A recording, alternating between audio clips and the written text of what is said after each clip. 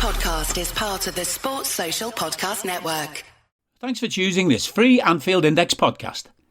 If you'd prefer to listen to this or any of our other shows without adverts, then now's the time to check out Anfield Index Pro.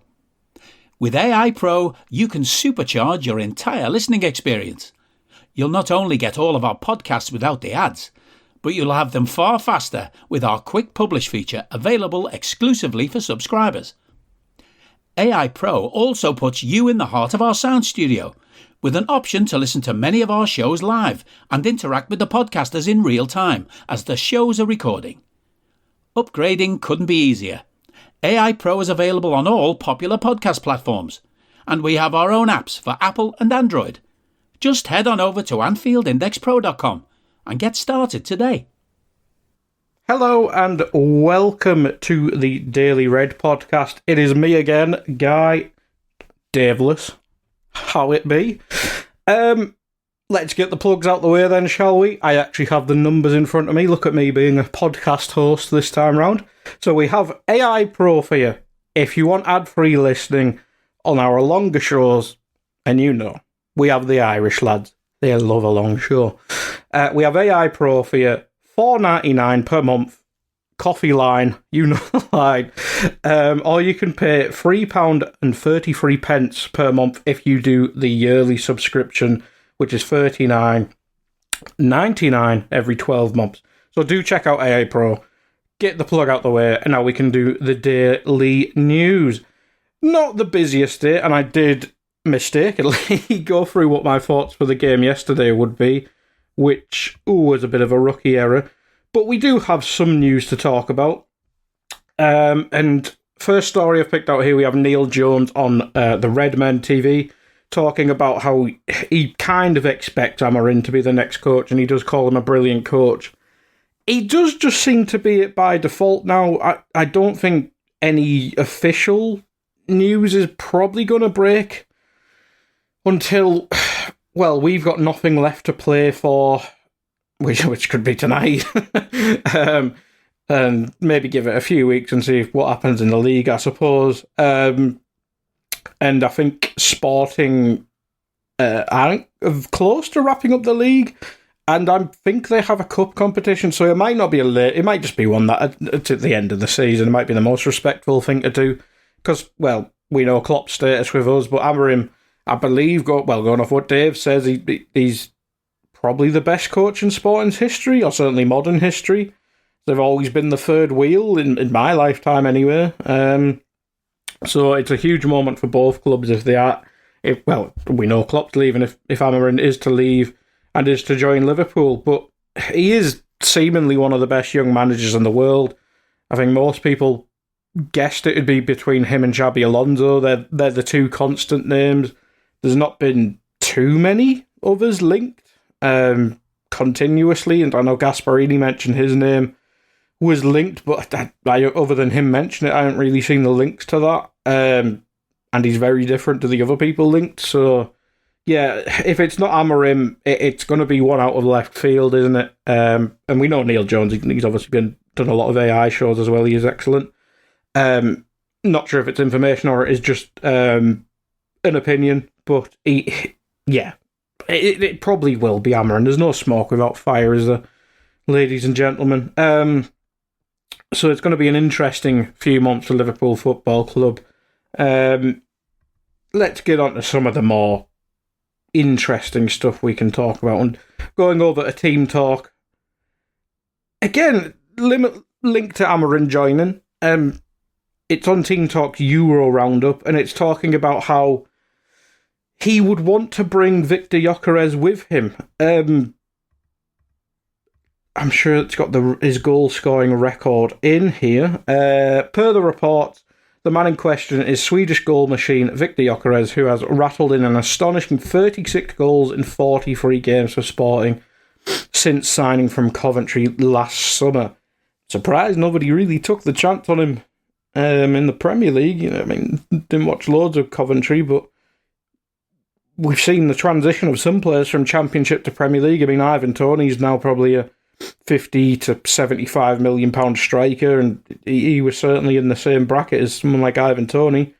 and a bit younger. But he's obviously gone to Portugal, led the line of their attack to seemingly another title and potentially a cup. The record speaks for itself, 36 and 43. From what people say, he's a real centre point of the attack. He holds up the ball well, he links up play well. We had that discussion yesterday, I think we were talking about, and Dave's talked about it as well. Could you play Darwin off a central striker? And seemingly, if this is to be believed, if I can speak, it possibly would make sense. I mean, the only question is how much would he cost? Because he cost, does it say? Sporting value of about €100 million, 85.5 million. Oh, it's a release clause, so 85.5 mil. It's pocket change, isn't it, lads? I mean, it's a lot of money.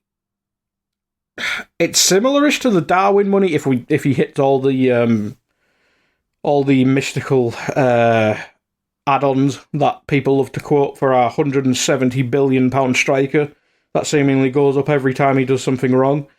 Yeah, so I mean, it is similar-ish money to what we spent on Darwin. Clauses pending. It's a lot of money for someone coming from Portugal. I know it's a market we like looking at. Is it a market we've been successful in? I mean, has Darwin hit value for money yet? He's probably not 64 odd mil we've probably spent, and then clauses if it goes to 80 odd or whatever it is. Diaz, I think he was like 40 odd, wasn't he? He's probably hit value for money, but very inconsistent at times. Obviously works like an absolute machine.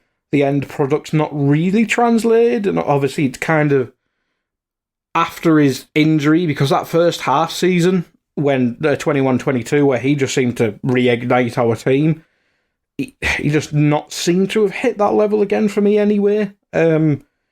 Yeah, so as Portugal one you want to be spending huge amounts of money in, and I say that as we're probably recruiting our next manager from the Portuguese league. But it's definitely a risk. By all accounts, he's an excellent player, but 85.5 mil. I mean, yeah, that's a gamble, that, because we mentioned it yesterday.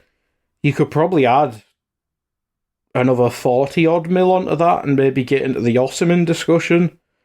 Yeah, there's probably, and with Edwards and co back, should you not be finding Gyökeres before he makes the big move?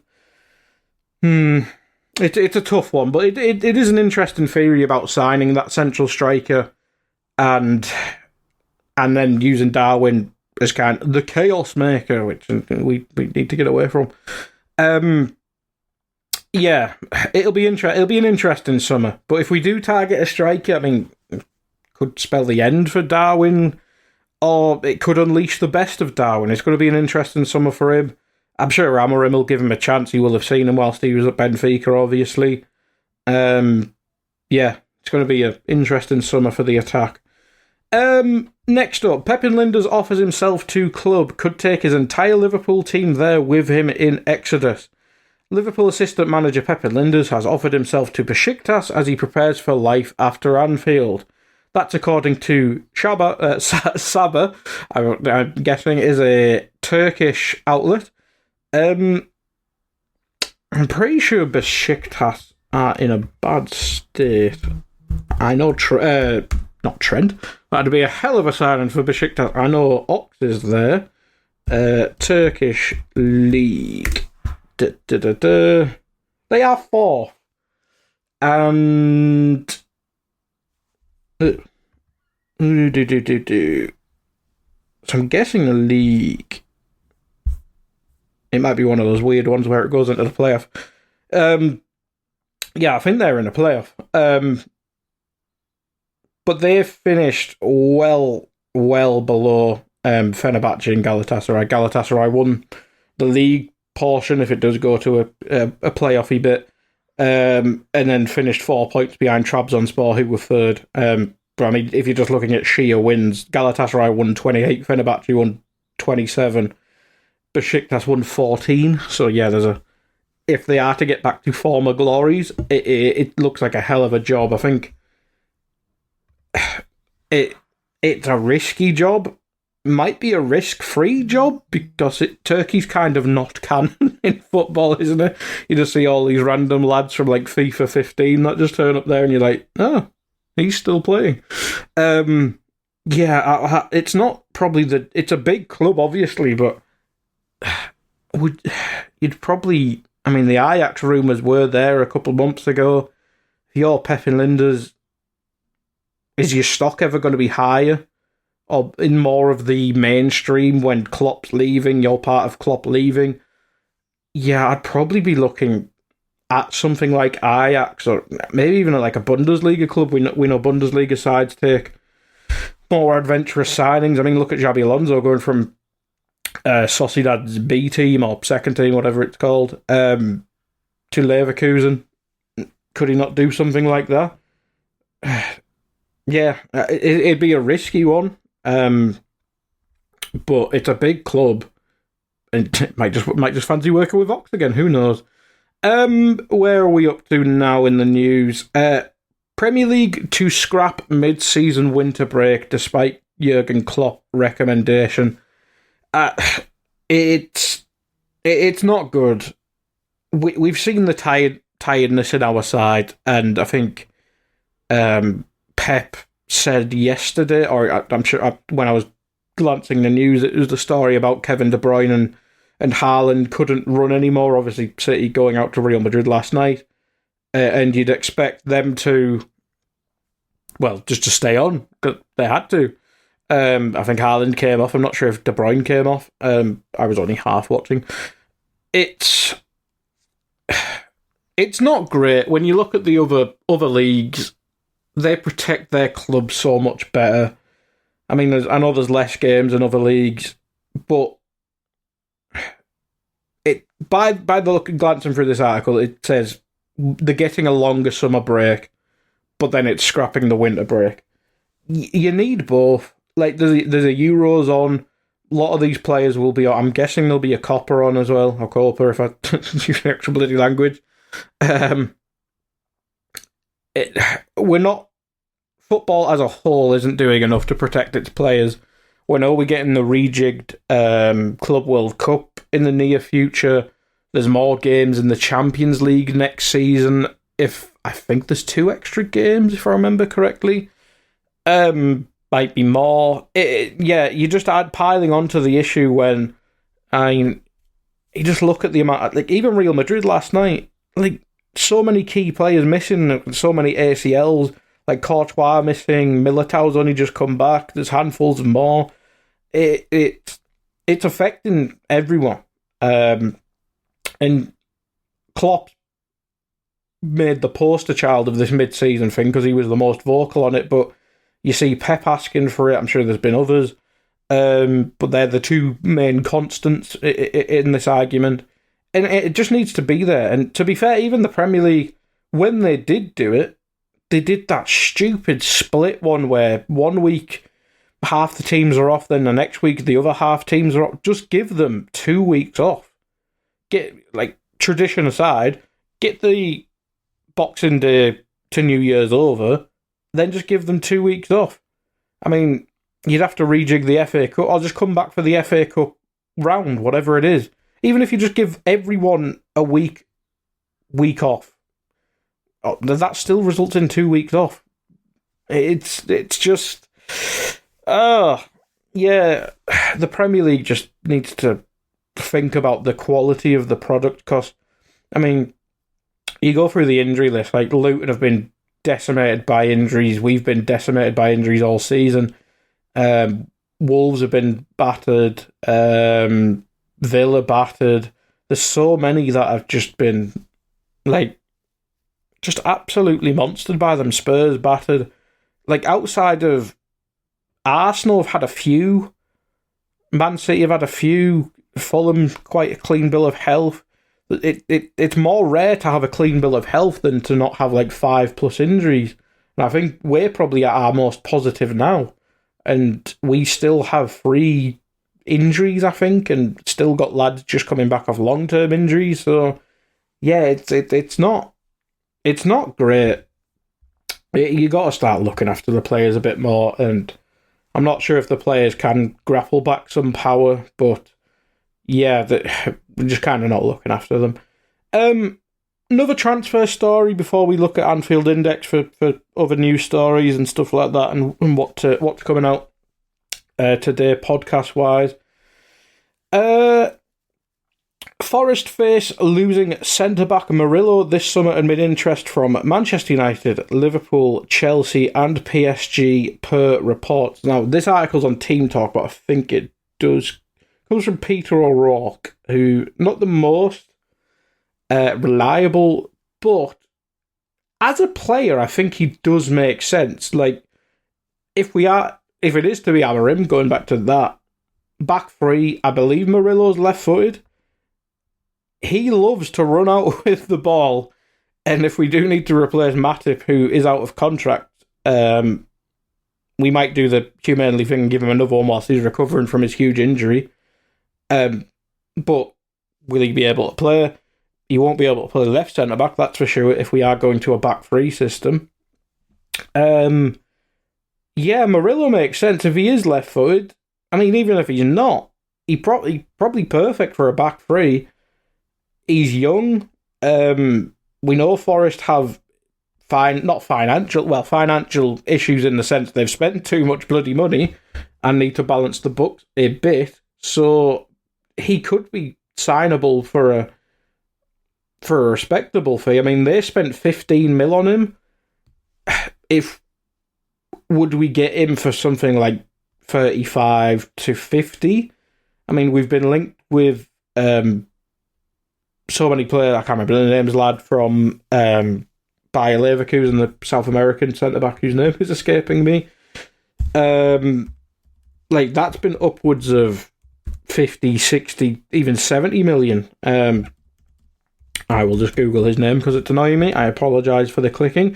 Hincapie, that's the lad I'm thinking of. Yeah, he could make sense, and we got the dreaded Premier League experience. We do love, or used to love, signing from relegated, threatened sides, even if they do get relegated. Look at the success we've had there with Shaqiri and Robbo, obviously. Yeah, he'd make sense for me. I mean, maybe do we want a big name for there, but I think he'd suit a back three. I think he could make the step up. It's not one you'd have to rush into the first team straight away. But if we need that left-footed centre-back, if he is left-footed, should probably check that, but don't want to type more into the microphone. Yeah, he makes sense for me. I don't think he'd cost a stupid amount. And look at the teams that are also interested. I mean, maybe not Matt. Actually, that's probably a bad argument, to be fair, considering the players Man United and Chelsea have signed in recent times. PSG have just got a young centre-back in Beraldo. Marquinhos is one of the better centre-backs in the world. That probably wouldn't make too much sense. And we love a Brazilian player. We do. We'll get all the Brazilian friends for Alisson and co. So, yeah, that one would make sense for me. Let's go on to Anfield Index because, well, former United star proves the Liverpool's pursuit of Amorim. It looks like Nemanja Matic has had his say on Amorim as a coach. I'm not sure where they cross paths. I know Matic played in Portugal for a wee bit. I'm not sure if it was the same club or whatever. There's a story on that Steve Nicol recommending Victor Osimhen from yesterday, which I discussed about. Jurgen Klopp's press conference. The usual stuff. There's an article on what I said yesterday, so if you didn't listen to yesterday's, you can read up on that. Darwin Núñez struggles. Yeah, Darwin's a very weird player, possibly one of the weirdest I've experienced as a Liverpool fan. He's either world class or awful. Like, I genuinely don't know. Like, is he just Timo Werner or is there more to it? I was talking to Justin Wells on WhatsApp the other day. He is Timo Werner's final form if we're talking Pokemon. It's just, he's a very, very strange player. And it'd be nice if he could click tonight. Because that just seems to be it with him. If he clicks, he's bloody excellent. And he could, let's be honest, he could single-handedly get us back into the game tonight. We need him to turn up. We need Moore to turn up. We need Diaz to turn up. We need everyone to bloody turn up. We need the defence to not be awful for 40 minutes of the game as well, which has been a real struggle this season. Just be tight. Not even nick a goal. Just try and assert our dominance, because we are the better side. We are third in the Premier League fighting for a title. I think they're sixth for the world. Last time I looked at the Serie A league table, I think they've basically fallen out of the Champions League race. We should be able to dominate the side, and not comfortably win, because that is disrespectful, but we should be able to dominate the game. And if we get one, get two, get three, just go for it. Try and get the one early, and then we can play with it a bit. We can be patient. We don't have to just start bombarding the box. Trent doing 70-yard diags from minute one. We just need to be a bit patient and not do anything stupid, which just seems to be what's crept in recent times, is just a bit of daftness. So I went through my team yesterday. I won't bore you again listing the team. Prediction-wise, I think we'll win. I'm just not sure I trust us enough to keep the score down, and probably score enough, because the attack, I think the attack could just do a 180. Like, if you listen to Under Pressure, these cold streaks can happen, and they can just disappear. Now, there's confidence and stuff like that, which you can't really correlate with stats and stuff like that, because that's the individual. But it can just, flick of a switch, just go back to being fine in front of goal. Like, it could just fall to you, or whatever. I think we'll win 3-1 and not go through, but I don't think it'll be like a heartbreak thing where we were 3-0 up and they score.